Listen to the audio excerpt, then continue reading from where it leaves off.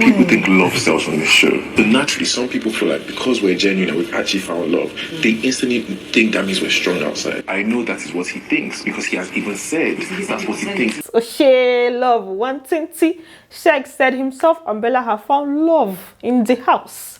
It's alright. So I have plenty gist, as in the gist I have for you guys. See, this my coconut head is filled with a whole lot of gist, and I'm going to upload I'm going to upload gist for you guys. I might have to even divide this video into different parts because it's plenty. But let's start from somewhere. Welcome back to my channel, guys. If you are new here, please do subscribe, turn on your post notifications so that I can get notified each time I post a brand new video, and don't forget to give it a thumbs up. So let's begin with the Oraimo task. I'm just going to try and summarize what happened with the Oraimo task, and if you want to watch the full thing, you can check out Banky the Bestowed on Instagram. You can find all the games that he played there.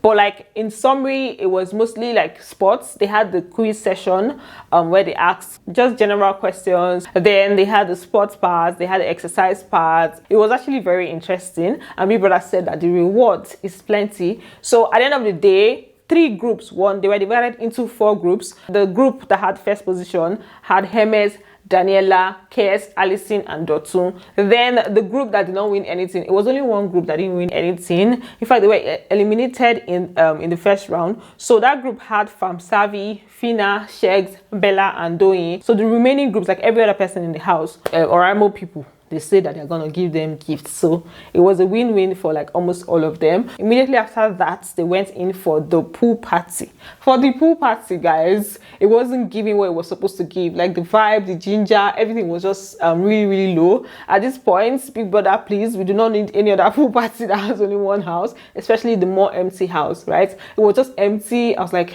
please come and join the people at this point. So at the beginning of the pool party, Groovy and Fina, they were having an issue, right? During the Oraimo game, Groovy was saying that Fina was cheering for another group and was telling his own group, that's Groovy's group, that they should not worry even if they don't win. And the game had not even ended, so it was like, oh, she doesn't even believe in him. You don't even believe in me, like you don't even actually believe in me. And it happens to be Hermes, same thing. It's not a coincidence now. So he was explaining that to Daniela at the pool party, but the wahala did not even last. Some minutes after that, he was already by the pool telling Fina that he has accepted her apology and everything, that, you know, they can vibe and chill together at the pool party. For the pool party itself, they should just thank their stars that they had Cheesy to help them with the roasting of the chicken and the fish this time around, because they had an issue with that the previous Saturday. So the party was just vibes on vibes. Some were inside the pool, some were outside the pool. We had Brian dancing with Fina, Groovy dancing with Amaka, and just Kes, Fina. To be very honest with you guys, it was just basic. It was very basic. So I'm not even going to talk much about the pool party. Then we also had Fina and Groovy being all lovey-dovey from the pool. They went to, like, this ship, I've still not accepted that it's a ship or there's something going on there, because I cannot. There was even a point where Fina wanted to go further with the whole mushy stuff, and then he had to stop her. And I'm like, Fina, you need to calm down, especially when she takes alcohol. Moving on.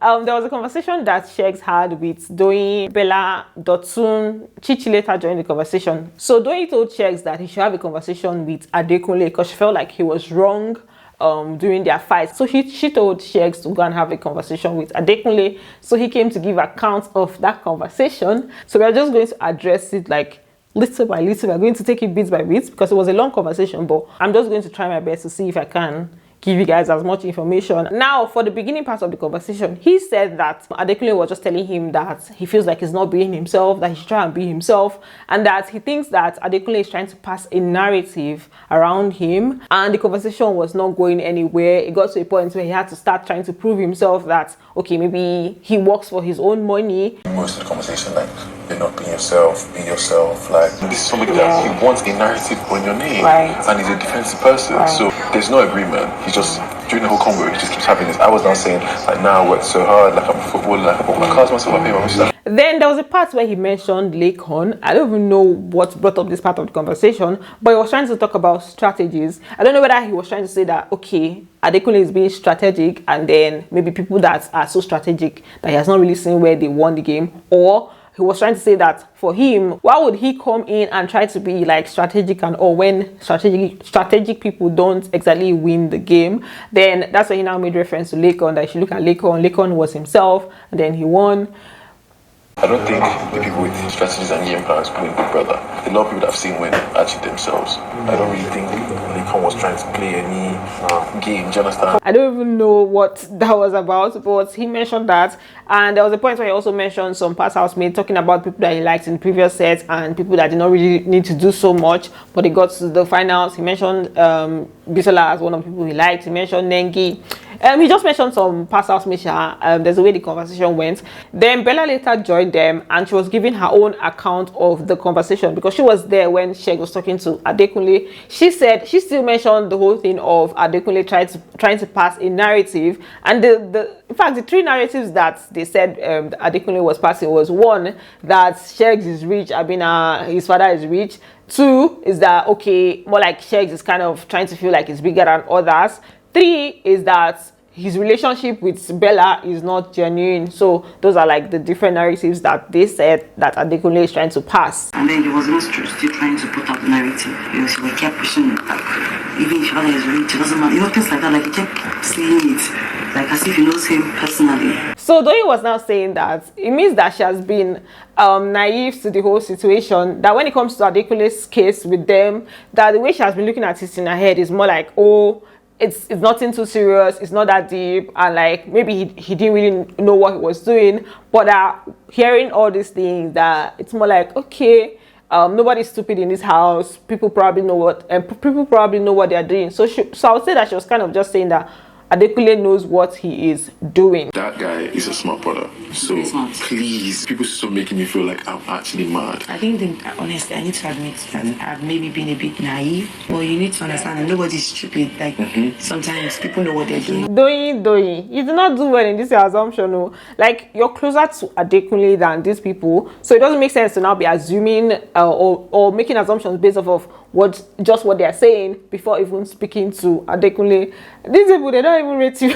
They never rate you like that. So moving on, this is the part where Sheggz was not talking about the fact that people feel like love sells on the show, and that he knows that that's what Adekunle is thinking, because Adekunle mentioned something in that line of like, okay, Adekunle mentioned Sheggz and Bella. People think love sells on this show. But naturally, some people feel like because we're genuine and we've actually found love, they instantly think that means we're strong outside. I know that is what he thinks because he has even said that's what he thinks. He sees both of us matching outfits. Like, he's always watching us. Like, the day we wore like the matching hats and we're on the mat. Is how he's saying that people think, as in it's other people that are thinking. Him is not thinking that love sells, it's other people that are thinking. Sheggz, you know, Sheggz that knows this show, as in back and front. You know that love sells. Obviously, like not every time, but you know that people like to see, to find people in love and all of that. You cannot tell me that you do not know. You know this show too well to not know that.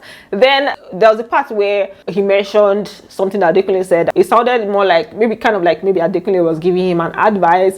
He was just talking about their relationship inside and outside the house, the kind of challenges that they will probably face outside. Like, it was so cute to watch, but when we leave here, you know that it's going to be more challenging because everyone's faces will be on us and everyone's voice will be on us and things like that. That could be ready to handle it, but if not, you won't be able to talk to other girls. And she's like, just be yourself. Like, it's okay. I hope you know the whole world already knows that your daddy's rich. Just be yourself. It's just weird giving a story from one person's perspective, because this is Sheggz giving an account of the conversation that they had. From what they are saying, the conversation was very long. Kayode, why did you not show us? Now we have to now assume, or we now have to give, like, we have to reason it based off of what Sheggz is saying. I hope Adekunle is going to gist another person so that we'll also hear it from his own side, and then we'll be able to maybe balance it. There's another thing that he said that I think sounded like an advice. He said that Adekunle even compared him to, made reference to Obio, Davido. He made reference to him in the line of Davido's dad has money, but he has also made a name for himself. So I think maybe I'm not having to think from Adekunle's angle. So I think maybe what he meant in that aspect is like maybe he was trying to advise Sheggz that I should not make it seem like he's still under the umbrella of his dad's money and all of that. That's what I could make from that part. I think you know what the country likes. You think that it's working in my favor, and now you want to change that. Like I don't want to speak too much, but come on, man. Like, spoke about Bella, speaking about my family. You don't even know my fam. You don't know anything about me. Even compared to Oriole. Yes, you don't know anything about me. Then there was a part where he was now saying that when has he ever said something about maybe his father's account balance, or that his father has money and all of that. Dotun had to tell him that, guy, you dey talk things, Sha. You used to say some things. You dey yarn. You know, he spoke pidgin, but like what he was trying to say is that you self, you dey talk cool. I can't even with him. I just want to even know where I told anybody my pop's bank account or what he does. In the debate, are we going to write debate? So here's the deal, yeah. Does he come across as being proud and boastful sometimes? Yes, I think he does. And I don't really think that that's cool. I think that for someone that is privileged, or for a privileged person, there are so many ways to tell your story without coming across that way. And it's not also going to take away from the fact that you've had it good. Like, we'll still know that you've had it good, but like, you know, there are just several ways to like tell your story. Now, there's something that he also said that I'm going to use and buttress my other points. He said that coming into the house, he felt like he was going to meet people that are like confident in themselves and all of that. And yeah, that kind of makes sense, because if you are confident in yourself, regardless of what anybody is saying, regardless of what anybody has, so far say you did, as in you don't say you did, nothing they really shake you like that, it's not really going to get to you, it's not really going to touch you. So like, say that you have this and that and that, it's not going to make you feel some type of way, which is something I feel like Adekunle kind of has an issue with in a way, because there's something that happened in diary room. Big Brother was asking if a surprise or eviction should happen now, who do you think will go home, and he mentioned himself, and I'm like, no now.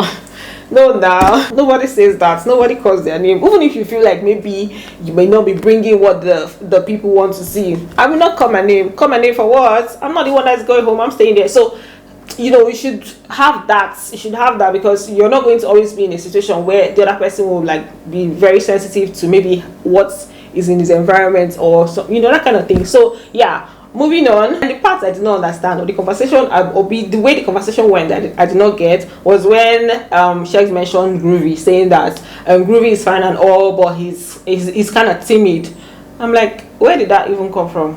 You know who they like watching everything. So you're real, you're fake. And how dare we rock? Even Groovy is like a tall guy. He's a fine boy. He's fresh, but he's slightly timid. I spent a whole week with him. If you I look think at it's him, the people around him makes him feel like that. when he speaks to you about his like whole life experience, What's the point of that statement now? Because like, let's assume that what he's saying is true, right? What do you need to say something like that? You're the one that's talking about somebody passing the narrative about you, and this is the same thing that you're doing. There was no need to mention Groovy in this conversation. Two, Groovy is somebody that you say is your friend, and you're now it's actually like pushing a narrative about this guy's timid. That's even to the people there and we that are listening. There was no need at all to mention that. And this is not the first time he's doing it. There was a time that they were talking at himself, Bella and Doyin, they were talking about Groovy, and then he was just saying that if Groovy sees money now, he's not going to be the way he is. He's going to change, like just all those sorts of things. I'm like, oh, Wagwan, what kind of picture are you trying to paint about this guy? So you guys, I think I've tried in this conversation. Almost every other thing that he said was just around this. So that's it for it. Then did you guys know that Giddy Fire and Diana kissed on Saturday? A lot of things happened on that table in the level 1 house. In fact, I don't think I'm going to be able to cover everything. Bella and Chomzy, they had a fight, but that Bella called Chomzy stupid. A lot of things were revealed, but I think I'll have to cover it in another video, because I feel like this video go down long already. I'm looking at the time, so we are gonna see in my next video. Thanks for watching, and don't forget to give it a thumbs up, and we'll see you on the next one. Bye, love you.